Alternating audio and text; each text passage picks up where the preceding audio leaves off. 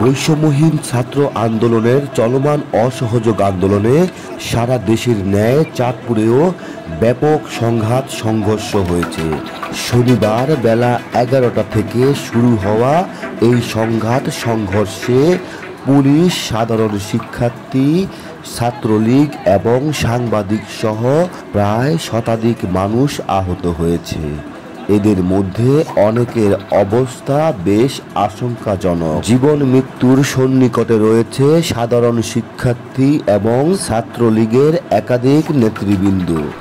আহতদের অনেকেই স্থানীয়ভাবে সরকারি বেসরকারি হাসপাতালে চিকিৎসা নিয়েছেন, তবে কারো কারো অবস্থা গুরুতর হওয়ায় তাদের ঢাকায় রেফার করা হয়েছে। এই ঘটনাকে কেন্দ্র করে সমগ্র চাঁদপুরে একাধিক শিক্ষার্থী ও ছাত্রলীগের নেতা নিহত বলে গুজব ছড়িয়ে পড়ে। শনিবার সকাল 11টায় চাঁদপুরের বৈষম্যহীন ছাত্র আন্দোলনরত শিক্ষার্থীরা জড়ো হয় চাঁদপুর পৌর বাস স্টেশন এলাকায়। তারই কিছুটা অদূরে ইলিশ চত্বর এলাকায় জড়ো হয় ছাত্রলীগের একটি অংশ।